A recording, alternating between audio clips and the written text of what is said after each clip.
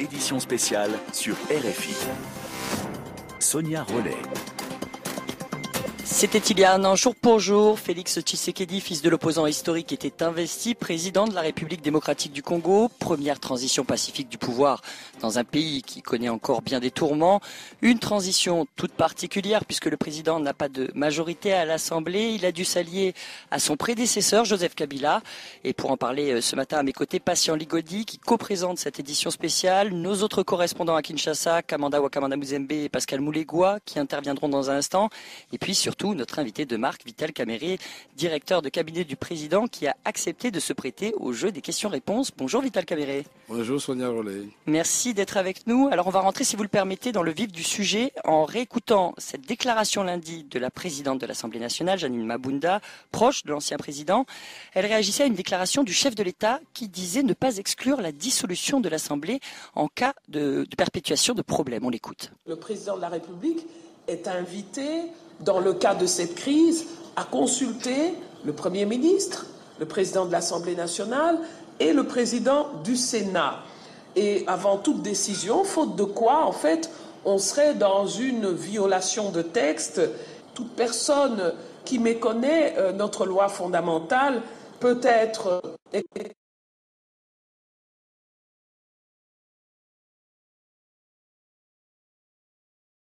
Président de l'Assemblée nationale, est-ce que vous comprenez le recadrage de Janine Mabunda?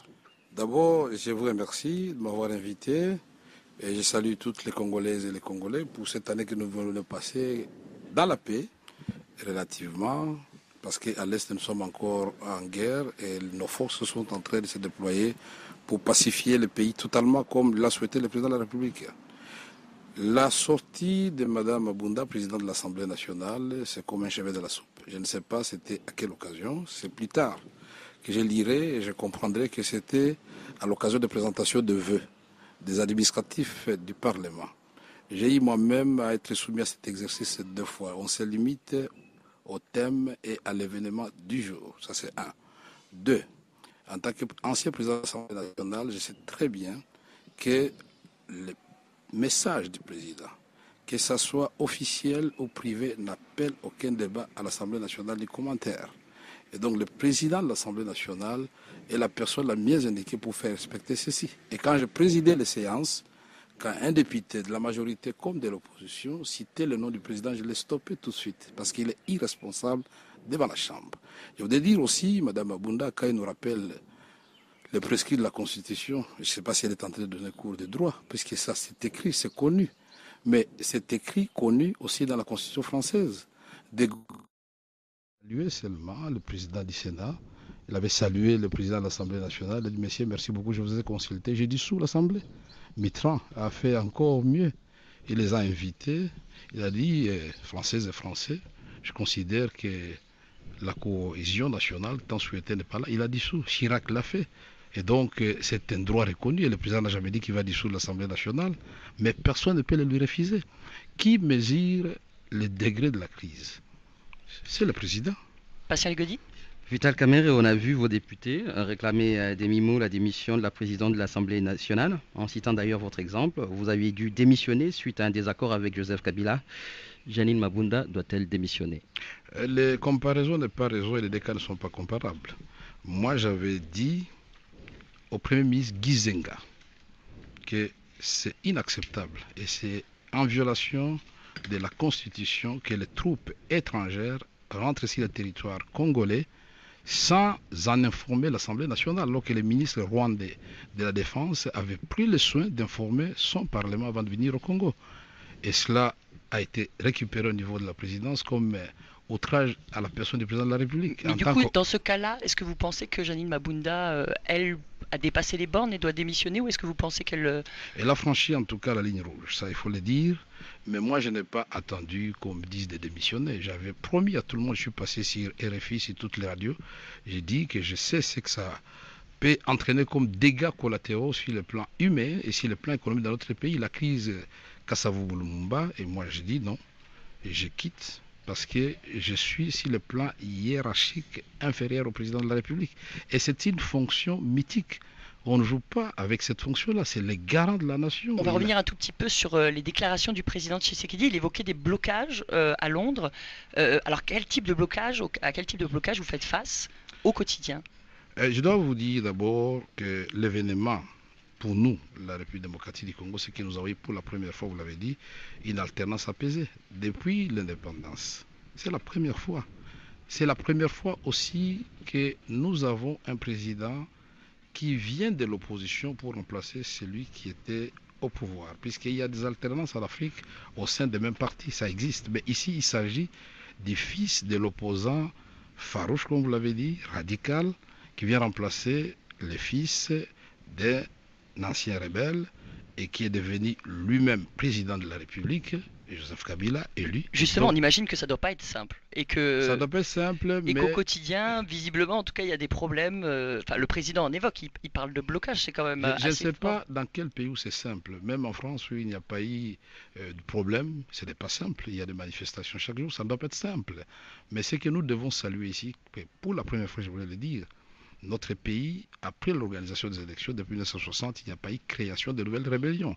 Nous sommes en train de déployer nos forces de défense pour sécuriser l'Est du pays. Donc Et vous avez éradiquer l'impression tout- que ça peut se régler à l'intérieur des institutions et que les différends que vous avez, en tout cas, vous n'avez pas l'impression que ça soit insurmontable. On voit qu'il y a des difficultés pour les nominations, notamment, puisque les nominations des ambassadeurs, on les attend, les nominations des mandataires publics, on les attend. On attend aussi les nominations de magistrats.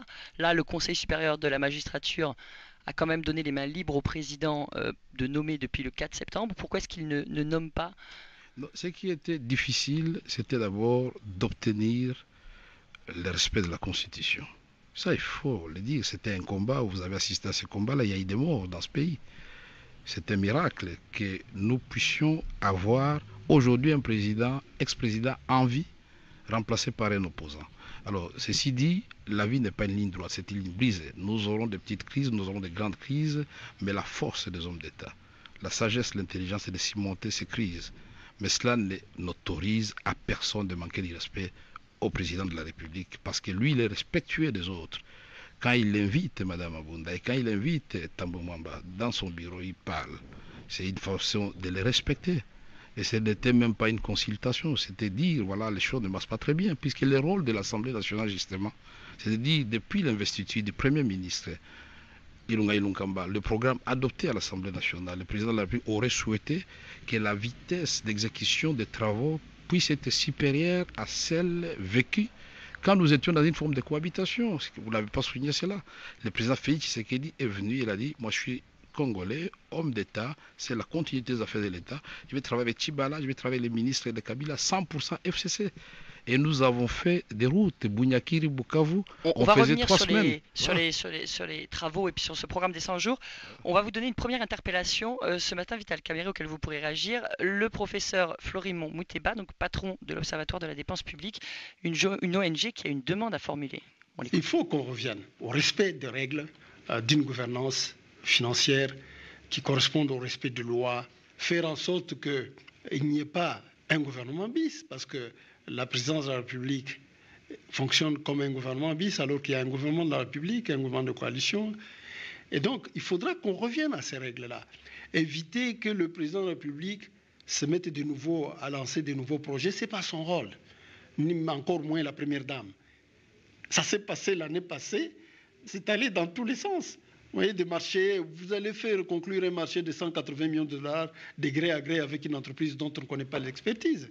Des choses comme ça se sont passées. Le pays en parle, ce n'est même pas une question d'experts. Les Congolais ordinaires de la rue en parlent. Vital Kamerhe, 84% de marchés passés l'an dernier sans appel d'offres selon l'ODEP. N'est-il pas temps que ça change ? Ça, c'est un gros mensonge. Et ça, c'est ce que nous sommes en train de combattre. C'est une forme d'antivaleur. Parce que justement, les gens parlent, alors que les documents sur Internet, ils peuvent les consulter. Qu'est-ce que nous avons fait? Parce que nous sommes respectueux des lois. Mais le marché des maisons, c'est un marché conclu sous le président Kabila, qui a suivi toute la procédure et inscrit au journal officiel. Le marché de toutes les routes dont nous parlons aujourd'hui, tous ces marchés existaient. Les écoles, mais c'est le premier ministre Matata qui a commencé, il n'a pas terminé, et nous avons dit, Nous commençons par où il s'est arrêté pour continuer. C'est-à-dire que Les ces marchés centres de gré à gré, santé. pour vous, ont été faits par votre prédécesseur? Parce que Ce n'était pas de gré à gré. Ces marchés ont respecté la procédure. c'était rare quand même, et c'était quelque chose que vous dénonciez aussi, que les procédures d'appel d'offres étaient ouvertes par le passé. Les marchés que nous avons choisis, ce sont des marchés qui avaient respecté la procédure. Et ceci dit, je vais vous rappeler l'article 42 de la loi sur la passation des marchés publics. En cas d'urgence, on peut solliciter un avis de non-objection. C'est très encadré avec des montants très réduits. On n'est pas sur des marchés de plusieurs millions. Ce qui compte pour le peuple congolais, c'est des réalisations. On a dépensé jusque-là moins de 200 millions de dollars pour autant de réalisations. Aujourd'hui, on peut aller de Kinshasa jusqu'à Mwanda à moins de 6 heures de temps. Avant, on faisait presque 4 jours. Aujourd'hui, on peut quitter Bounyakiri pour aller à Bukavu. On fait 3 heures de temps, on faisait 3 semaines avant. Aujourd'hui, on voit l'avenue Bokassa complètement bétonnée. Aujourd'hui, l'avenue de l'université a été refaite. On voit aussi qu'il y a des difficultés à mettre en œuvre ce programme par manque de moyens. Absolument, depuis l'investiture du gouvernement. Il y a beaucoup de financements. C'est pourquoi je voudrais répondre à notre ami de l'ONG qui a parlé du gouvernement parallèle. Attention, monsieur. Quand il n'y avait pas de gouvernement légitime, puisque Tchibala était démissionnaire. Nous avons travaillé avec les ministres de Tchibala, mais c'est la présidence qui donnait l'impulsion. Mais depuis l'arrivée de Ilunga Ilunkamba.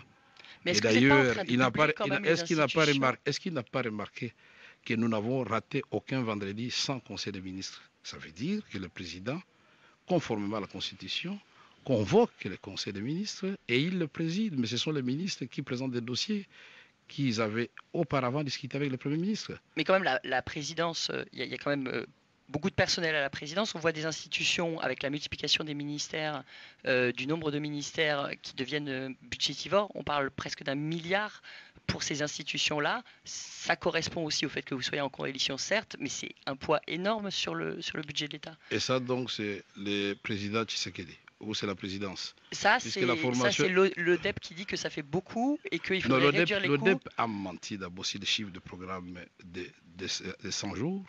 Et ça fait mal. Quand on voit des gens sérieux raconter des choses qu'on peut vérifier sur Internet, ce programme, le montant total de 436 millions de dollars américains, qui n'ont pas été débloqués en totalité. Je crois que ce qui l'étonne, c'est de voir le nombre... Ils le disent, ça, qu'il y a eu un problème de décaissement quand même. Non, ce qui l'étonne, ce monsieur de l'ODEP, c'est de voir qu'on puisse construire plus de 40 centres de santé, plus de 119 écoles, autant de routes asphaltées, autant de routes ouvertes dans chaque province. 26 provinces, il y a au moins une réalisation. Et le président avait dit clairement que pour lui, c'est lui qui donne l'impulsion, je réponds à ce monsieur-là, c'est lui le garant du fonctionnement de toutes les institutions. Le président, pour lui, l'homme sera au centre de l'action du gouvernement. Et quand ça ne va pas, il rappelle le Premier ministre à l'ordre pour lui dire, monsieur le Premier ministre, le programme est inspiré de ma vision, mais là je vois que vous commencez à prendre une direction contraire à ce que j'aurais voulu prendre. Et ce n'est pas le cas pour le moment. Le Premier ministre Ilunga Ilunkamba et le président de la République cohabitent bien jusqu'à présent. Oui, mais quand même, Vital Kamerhe, plus de 700 employés budgétés pour la présidence, dont 54 conseils spéciaux qui ont rang de ministres, s'inscrit en grand dans les rangs dans la loi des finances. C'est presque autant que des vrais ministres. Et quand Joseph Kabila, lui, n'en avait que 4, que votre homologue n'était que ministre, vous, là, vous êtes vice-premier ministre. Est-ce que vous avez... Non, vice-premier ministre, je pourrais être même plus que ça. J'étais président de l'Assemblée nationale. Tous ces titres-là ne m'impressionnent pas. J'étais candidat président de la République, ça, c'est rien du tout. Mais là, on parle ça dépend aussi du poids d'un chacun. Je suis sans fausse modestie. On parle bien du poids financier. J'ai été partenaire de l'accord de Nairobi. Et avec le président Félix Tshisekedi, nous avons discuté de comment gérer ce pays pour amener les CAM là où nous sommes. Le président Kabila joue aussi son rôle. Alors donc, que j'ai le rang de vice-premier ministre, j'en suis ravi, c'est une bonne chose. Mais 54 conseils spéciaux, encore voilà un gros mensonge. C'est inscrit dans la loi des finances, c'est encore. 54 conseils spéciaux, et là, ils ont menti. Et ils doivent vous donner, je vous donnerai l'ordonnance de la présidence. Il n'y a pas plus de 10 dizaines de conseillers spéciaux et chargés de mission. Vous le verrez très bien. Et prenez très bien les dépenses de la présidence, puisque vous voulez comparer de la présidence, même période, à l'époque passée et à cette époque, et vous nous direz quoi? Oui, Vital Kamerhe, sous votre règne aussi, il y a un an là, mais il y a eu aussi beaucoup d'accusations de mauvaise gestion ou de corruption. On pense à l'affaire des 15 millions, ça 28 millions. Certains de ces dossiers vous concernent directement et on vous accuse d'avoir entravé une enquête de l'inspection générale des finances. L'entravé comment? Vous l'avez entravé, c'est vous qui avez notamment interdit, si on se rappelle bien, à l'ANR de stopper les enquêtes. L'enquête a abouti jusqu'au bout. L'inspection générale des finances, lui-même avait parlé, je l'avais suivi sur RFI. Ça m'étonne que vous ayez la mémoire courte. Sur vos antennes, il avait dit j'ai déposé mon rapport. Il avait dit qu'il avait été séquestré. Bon, finalement, il s'est dédié, je n'ai pas été séquestré. L'enquête a été faite. Je voudrais vous dire une chose. Je peux être tout sauf un voleur. J'ai géré l'Assemblée nationale où il y avait alors de l'argent. Et les députés savent dans quel confort je les ai placés. J'ai connu 4 audits. Je suis sorti indemne. Aujourd'hui, le président de la République, pour mettre fin à cette querelle de basse besogne, a confié la décision au procureur général de la République. Et je voudrais vous dire qu'il existe les comités de suivi des prix des produits pétroliers qui fonctionnent au sein du ministère de l'économie. Et vous ne verrez pas le nom de M. Donc pour vous, Vital Kamerhe, il n'y a aucune des affaires ou des scandales dont on parlait la presse ou les réseaux sociaux qui en fait, vous ne pensez pas qu'il y a eu d'erreurs de gestion en fait sur cette année? Vous estimez que nous avons sanctionné. C'est ça la nouveauté, nous avons sanctionné. Vous avez sanctionné. Nous avons sanctionné un ministre en fonction, en l'occurrence, monsieur, j'ai oublié son nom, qui était mis à affaires foncières, Soutibala. Nous avons suspendu et révoqué quelques mandataires publics, dont celui de l'ONATRA. Et de votre côté, vous estimez qu'il n'y a pas eu d'erreur de gestion de la présidence? On a évoqué des conseillers qui ont fait quoi? Qui ont requis des moyens de l'État pour aller faire des descentes sur le terrain sans autorisation. On a vu des lettres sortir ou des dénonciations entre vous avec des fuites de documents où il y avait des conseillers qui disaient « Ah ben ça c'est pas normal ». Il y avait quand même des couacs dans la communication et des couacs aussi la fuite des documents. Avec ce que nous avons comme moyen électronique aujourd'hui, ça ce n'est pas quelque chose d'étonnant. Nous lisons aussi des documents qui fuitent des RFI ou de n'importe quelle institution en Europe ou en Afrique. Les documents, pour autant qu'ils ne disent pas de mensonges. Votre gestion, vous estimez qu'elle a respecté l'orthodoxie? La chaîne de dépenses n'a pas été respectée, la chaîne de recettes non plus. C'est un problème qui est quand même récurrent au Congo. Et jusqu'à présent, vous n'avez pas encore réussi à rétablir ça. Est-ce que vous savez c'est ce que dit le FMI. Est-ce que vous savez qu'aujourd'hui, le président de la République n'a jamais donné un coup de fil au gouverneur de la Banque centrale pour dire « Monsieur, sortez-moi autant d'argent ». C'est le ministre du Budget et le ministre des Finances, quelles que soient les lettres de la présidence. Nous sollicitons. Et c'est eux qui donnent l'ordre et les gouverneurs de la Banque centrale payent. Mais je peux vous informer que, je crois que c'est hier finalement qu'on m'a dit que nous aurons un mois de frais de fonctionnement. Nous avons l'arriéré de 3 mois de fonctionnement. Et si nous avions la messe et la caisse de l'État, pourquoi nous ne nous payerons pas nous-mêmes?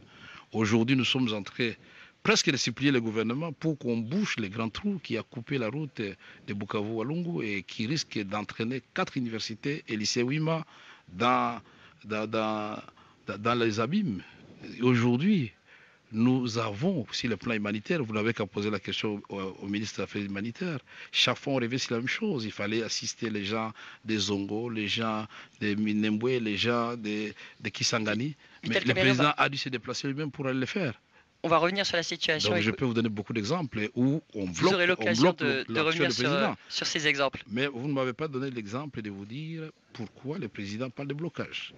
Le président a constaté que quand nous avons travaillé avec les ministres 100% FCC, dans un esprit où tout le monde voulait aller dès l'avant, nous avons réalisé des miracles. Il a inauguré des routes. Oui, mais il n'y a pas de nomination, M. Kamerhe. Il y a encore des dizaines d'ambassadeurs qui manquent. Le Conseil supérieur de la magistrature, vous avez tellement critiqué quand vous étiez opposant ces magistrats. Oui. Le Conseil supérieur de la magistrature autorise le président au 4 septembre à nommer les magistrats. C'est quand même peut-être ça qui serait le début de la lutte contre la corruption, de nommer de nouveaux magistrats. Ça va se faire, madame, mais ça ne doit pas se faire n'importe comment.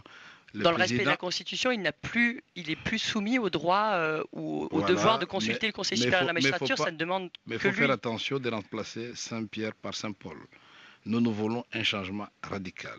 Et vous devez être certain que la plus grande réforme du président Tshisekedi, c'est la justice. Et donc la justice, un État, sans la justice distributive et qui fonctionne. Ce n'est pas un état de droit. Je vais vous La proposer plus grande réforme aussi, d'écouter c'est la un sécurité. reportage pour que vous écoutiez aussi ce que disent les Congolais. Je vais vous proposer d'écouter le reportage de Wakamanda Muzembe qui s'est intéressé aux ressortissants du Kasaï qui, depuis l'élection, ont tenté leur chance vers la capitale. Sapé comme un chanteur à succès, François Mwamba Kazadi est ce qu'on appelle un combattant, un militant de l'UDPS. Venu de Mbujimaï, le chef-lieu du Kasaï oriental depuis plusieurs mois, il n'a toujours pas trouvé le travail tant espéré. Je suis diplômé, donc j'ai juste le bac. Je suis en train d'entendre ce que le président promet. Pour le moment, je pars en service. Il n'y a pas d'activité que je suis en train d'exercer pour le moment. Félix Tshisekedi a de nombreux partisans au sein des Wewa, les conducteurs de taxi-moto. Beaucoup viennent du Grand Kasaï et leur nombre grandit de jour en jour. Dikoulou en fait partie, mais pour lui, même les 2 roues ne suffisent pas. Pour le moment, je suis encore avec la moto et j'ai d'autres activités au marché central. Mais il faut que l'argent recommence à circuler. Et sans compter tous les diplômés de la diaspora qui, depuis un an, séduits par les appels du président Tshisekedi, rentrent en masse, persuadés d'être attendus. Mais il y a beaucoup d'appelés pour que d'élu, Wakamanda Muzembe, Kinshasa et RFI. Wakamanda Muzembe. Oui, M. Vital Kamerhe, vous l'avez entendu dans mon reportage. Ceux qui sont votre base trouvent que l'argent ne circule plus. L'argent ne circule plus, ce ne devrait pas être le président de la République ni son directeur de cabinet à répondre à cette question, puisque tantôt on dit que nous voulons nous constituer un gouvernement parallèle, tantôt on nous demande pourquoi l'argent ne circule pas. Moi je crois que c'est le gouvernement qui était mieux placé pour le faire. Mais puisque la question a été posée, nous allons quand même y répondre. Ici, nous savons que pour que l'économie fonctionne, il faut ce qu'on appelle le crédit à l'économie. Et je croyais que vous étiez fuité et vous finiez partout pour comprendre et répondre à cette question et savoir pourquoi on ne donne plus de crédit aux opérateurs économiques. Il y a une lettre du ministre des Finances adressée à toutes les banques pour dire vous ne donnez pas de crédit ni aux provinces ni aux opérateurs économiques sans mon autorisation. Je ne sais pas, ils tirent cette prérogative de quelle constitution? Alors que l'économie devait fonctionner, nous sommes dans un régime libéral, devait fonctionner normalement. Je ne dis pas que c'est à cause de lui que l'argent ne circule pas. Mais pour que l'argent circule, il faut produire justement. Et c'est pourquoi le président Félix Tshisekedi a dit que pour lui, les minéraux ne seront plus exportés à l'État brut. Il est temps que ces minéraux et cette chanson louange de potentiels pays riches, potentiellement, mais avec une population pauvre, cesse. D'où la transformation. D'où l'argent du sous-sol doit financer le sol, c'est-à-dire l'agriculture, qui est une activité pérenne et qui va donner de l'emploi à tout le monde. D'où la création du ministère de la formation professionnelle, pour que nos jeunes apprennent très rapidement, puisque depuis nos papas qui avaient été formés comme main-d'œuvre qualifiée par les Belges, il n'y a plus d'autres formations. Ils sont tous en train de mourir. Il faut une main-d'œuvre qualifiée pour qu'on évite ces spectacles où que ce soit les Chinois, que ce soit les Français, que ce soit les Canadiens qui conduisent les bulldozers alors que nos jeunes sont dans les groupes armés. C'est inacceptable. Monsieur Vital Kamerhe, on va parler Béni, on va aller rapidement. C'est la 4e fois que l'armée congolaise dit prendre Madina, quartier général des ADF. Les rebelles ougandais soupçonnés de massacres depuis 5 ans. Que comptez-vous faire de mieux que la précédente équipe pour conserver les terrains conquis enfin et protéger en quelques mots, parce qu'on va devoir... Mais ce qu'on a déjà fait, c'est que le président Tshisekedi, en moins de 7 mois, a été à Béni 2 fois. La première fois, c'était pour le cas de Ebola et l'insécurité à l'Est. Et il a dit, j'amène l'état-major avancé ici. Et aujourd'hui, l'état-major avancé est à Béni. On a tué avant-hier. On a tué avant-hier, nous le déplorons, mais